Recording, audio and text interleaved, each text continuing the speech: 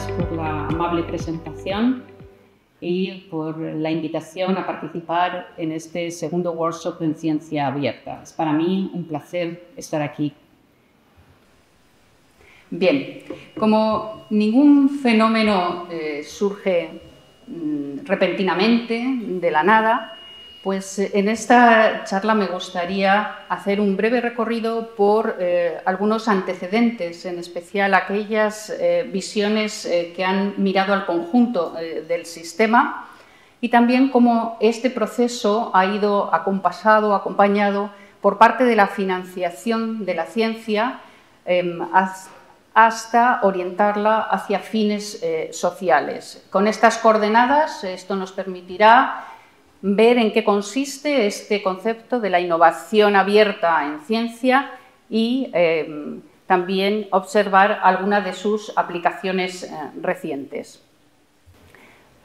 ¿Por qué el interés en la colaboración de las universidades con empresas y con otros actores no académicos? Bien, este tipo de colaboración se ha entendido siempre como una alianza de tipo estratégico que es mutuamente beneficiosa y se han resaltado dos aspectos fundamentales que puede contribuir a mejorar la aplicación de la investigación y, por otro lado, generar procesos de innovación en la sociedad. Bien, pero si echamos esta vista atrás, en aquellas perspectivas sistémicas dentro de los estudios de ciencia y tecnología, aquí menciono algunas de las más relevantes, ya han venido marcando este camino y voy a resaltar tres grandes contribuciones que estas perspectivas han hecho. En primer lugar, resaltar la función social de la ciencia, y esto lo hacen ya desde los años 90 del siglo pasado.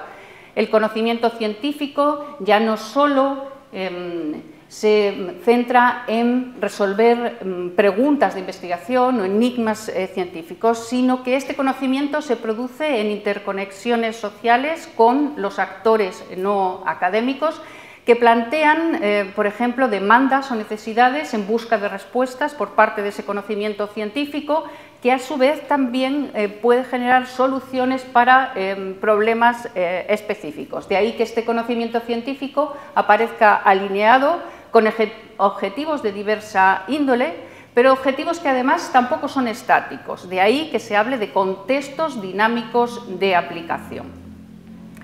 La segunda gran contribución de estas perspectivas es resaltar que la ciencia es una actividad colectiva, socialmente distribuida. Quiere decir que se produce a partir de colaboraciones y redes en las que intervienen múltiples actores, ya sea como productores de conocimiento, divulgadores o usuarios de ese conocimiento.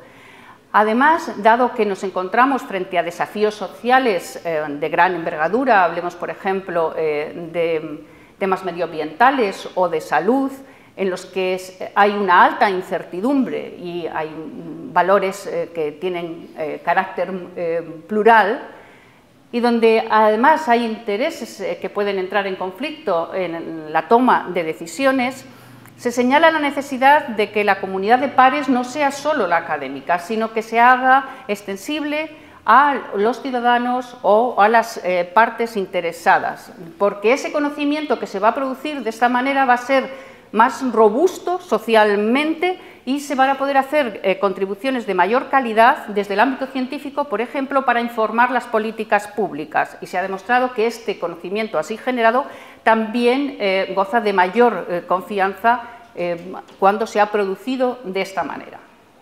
La tercera gran aportación que hacen estas perspectivas consiste precisamente en la idea de los ecosistemas de conocimiento e innovación que han coevolucionado a partir de la interacción entre tres grandes esferas institucionales, la triple hélice: la academia, las empresas y el ámbito gubernamental, el ámbito público. Además, se han desarrollado otras formas de organización híbridas que intermedian entre estas esferas, como por ejemplo las infraestructuras de apoyo para la transferencia de conocimiento. Esta visión de la triple hélice se extendió también para incorporar una cuarta hélice formada por el público general y la sociedad que, a partir de su cultura y valores, van a generar apoyo público a la ciencia y, por tanto, ese aspecto también es fundamental. Bien, pues como decía, desde la financiación de la ciencia también se ha ido avanzando a esta orientación a fines sociales. Concretamente, desde mitad del siglo XX, en un primer estadio, la ciencia se entendía, la ciencia básica, como motor de innovación y de crecimiento económico. De ahí que la financiación de la ciencia fuera orientada a garantizar suficiente investigación de calidad a través, por ejemplo, de la financiación de proyectos de investigación o de la carrera investigadora. Unas décadas más tarde se introduce también esta idea de que la ciencia es clave para que la industria pueda innovar. Y de aquí que los programas de financiación van orientados a favorecer esa colaboración entre las universidades y las empresas para responder a las demandas del mercado, y empieza a existir programas que fomentan los proyectos de I+D colaborativa entre las dos esferas.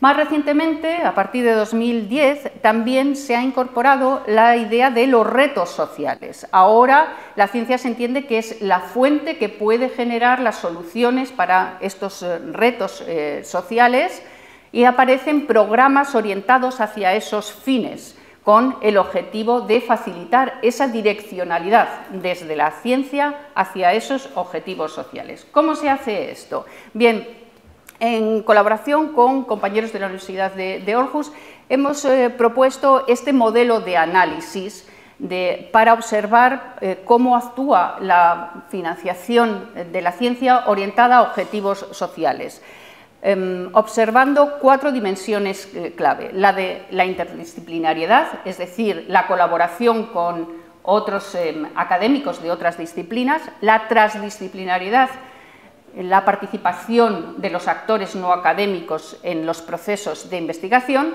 con lo cual, mirando estas 2 dimensiones, podemos observar si la financiación moldea las redes de investigación. La tercera dimensión sería la priorización de determinados temas o determinados problemas en la investigación, y la cuarta, la orientación de los resultados hacia los usuarios. En el caso de estas 2 últimas dimensiones, nos fijaríamos en cómo la financiación puede moldear las prácticas de investigación hacia esos objetivos sociales. Bien, en otro estudio hemos aplicado este modelo para ver cómo funciona en la práctica, concretamente en las áreas de ciencia de alimentos y energías renovables, con estudios de caso de programas de financiación de 3 países, de Dinamarca, Noruega y Holanda. Y ahí observábamos qué sucedía contrastando la situación anterior a recibir esa financiación, cómo estaban presentes estas dimensiones en la investigación que realizaban los investigadores previa a recibir esta financiación, en qué grado esas dimensiones eran usuales, estaban presentes, para observar qué cambios se producen en esas dimensiones con carácter posterior a recibir esta financiación y qué rol ha desempeñado la financiación en esos procesos de cambio, atendiendo a su vez a la posibilidad de que esta financiación recomiende o haga obligatorio la presencia de estas dimensiones en los proyectos que se presentan para ser financiados por las agencias de financiación. Bien, ¿y qué resultados encontramos? Pues en cuanto a las redes de investigación, la financiación actuaba como catalizador y nutriente, de manera que reforzaba tanto la colaboración con actores académicos de otras disciplinas como la participación de los no académicos en los procesos de investigación. Y esta participación de los actores no académicos no era meramente nominal, o tampoco se limitaban a ser proveedores, por ejemplo, de datos o de muestras o participar sin más en los comités de seguimiento, sino que desempeñaban roles fundamentales para el desarrollo de esa investigación, en ocasiones participando en el diseño de las propuestas, en la ejecución de esa investigación o también en la gestión de esos proyectos financiados bajo estos programas orientados a fines sociales. Y eso permitía, a su vez, a los responsables de la investigación, a los académicos, desarrollar habilidades y acumular experiencia con este tipo de proyectos de investigación y con unas redes cada vez más diversas. En cuanto a las prácticas de investigación, este tipo de financiación facilita que se experimente con la proyección social de la investigación, y esto sin que resulte en detrimento de la autonomía de los propios investigadores. Siempre hay este miedo de, bueno, ¿qué va a pasar con la autonomía con respecto a esa investigación? Aquí observábamos que esto no se pone en entredicho, que de hecho pueden realizar ajustes en el desarrollo de los proyectos de manera flexible, y esto no supone ningún problema por parte de las agencias financiadoras, pero sí se observaba que en estos proyectos de investigación había una progresiva consideración social de cómo iban a ser utilizados, cuáles iban a ser los beneficiarios de esa investigación, ya fuera por vía de comercialización o bien por vía de acceso abierto. Y había una mayor implicación de los investigadores también en prácticas de transmisión y de difusión para favorecer que esos resultados de investigación son absorbidos por parte de los usuarios sociales finales. Bien, pues con estas coordenadas de fondo vamos ahora a ver en qué consiste esta idea de la innovación abierta en ciencia, que se debe a un conjunto de autores coordinados por la profesora Susan Beck, de distintas ramas de las ciencias sociales, que han desarrollado esta vía de investigación, desarrollan una conferencia anual y cada vez es más creciente. Bien, la idea de incorporar la apertura en los procesos de ciencia e innovación se ha entendido como un movimiento transformador, un fenómeno disruptivo. Se ha hablado incluso de un nuevo paradigma, porque el cambio no solamente es de carácter tecnológico, sino que es más profundo y, por tanto, afecta a los aspectos socioculturales. Además, esto se produce en una dinámica transversal que afecta a procesos, a prácticas, a infraestructuras. De ahí que lo veamos en múltiples aplicaciones, hablemos de código, de resultados, de evaluación, vemos que cada vez más se les pone el apellido con el adjetivo abierto. Bien, y entre esos aspectos aparece siempre la colaboración con los actores no sociales. Así, en los principios que rigen la ciencia abierta y que afecta, aquí vemos algunos ejemplos, tanto a procesos como a resultados, siempre están presentes esos actores no académicos. La accesibilidad, la transparencia o la inclusión no se refieren solo únicamente a la esfera académica, sino en todos y cada uno de ellos está siempre presente esa esfera que va más allá del ámbito académico y se extiende al ámbito social. Así aparece, por ejemplo, recogido en la propia definición de ciencia abierta, ese conocimiento transparente y accesible que se comparte y se desarrolla a través de las redes colaborativas. También lo vemos presente en la recomendación de la UNESCO sobre ciencia abierta, donde hace mención explícita a esos procesos de creación, evaluación, comunicación de los conocimientos científicos en los que se incorpora a los agentes sociales. Y, por ejemplo, por parte de la Comisión Europea se pone en conexión la ciencia abierta con la innovación abierta a través de la promoción y circulación de conocimiento de manera dinámica, porque el proceso de innovación abierta surge más bien del ámbito empresarial.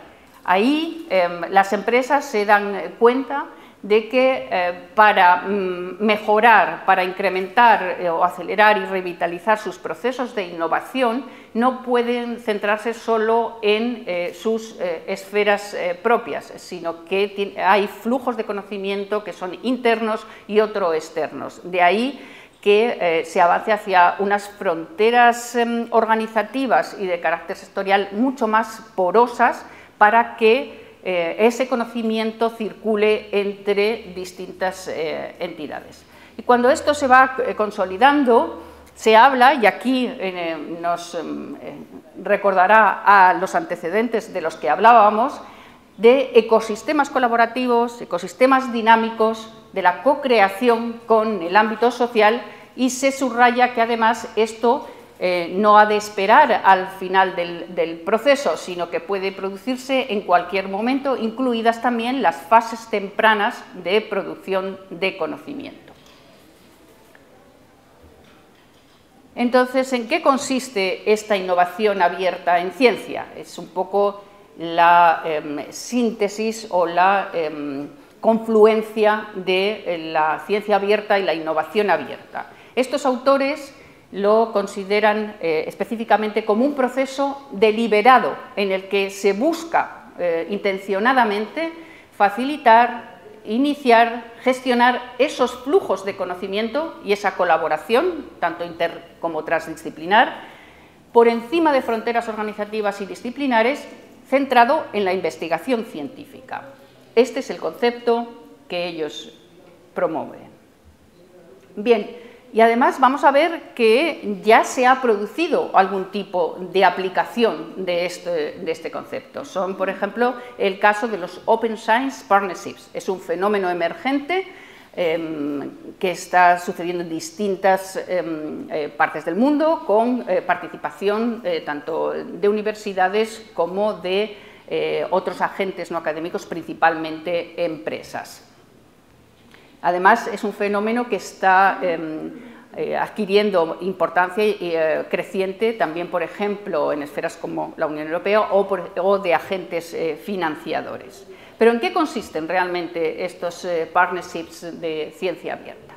Pues se entienden como un subconjunto de los que normalmente se han llamado acuerdos público-privados precompetitivos en una fase temprana, pero en este caso se centran en la actividad de investigación y en estos acuerdos se adhieren a principios de ciencia abierta. Concretamente, asumen que todos los resultados de esa colaboración, ya sean datos, herramientas, metodologías, han de pasar al dominio público y además no hay negociación ni hay sobre derechos de propiedad intelectual que limiten el desarrollo o el uso de las invenciones que surjan de esa colaboración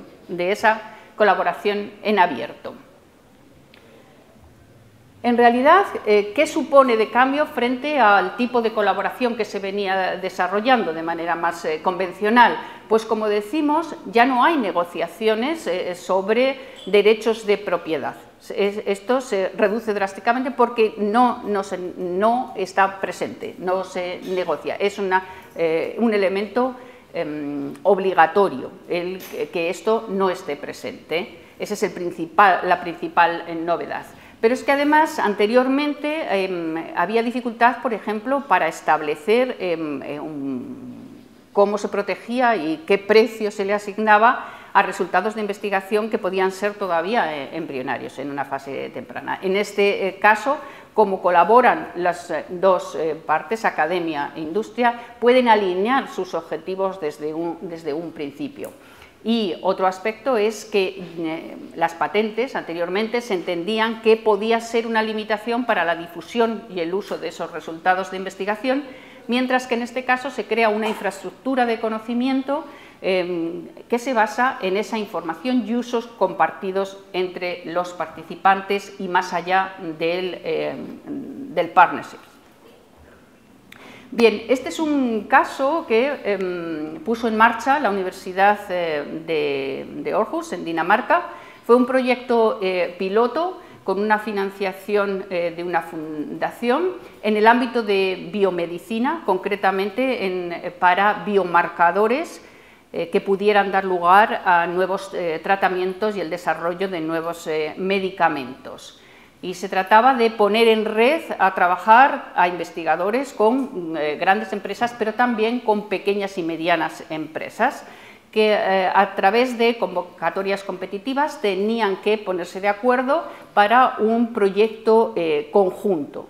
De ahí se seleccionaban a aquellos que tenían mayor solidez como proyectos, pero en todos ellos tenía que haber siempre el componente de investigación. Y se regían por estas normas que hemos hablado, de poner todos los resultados en dominio público y la ausencia de propiedad intelectual. Y la industria, a su vez, tenía que contribuir activamente y hacerse cargo también de los gastos de su participación.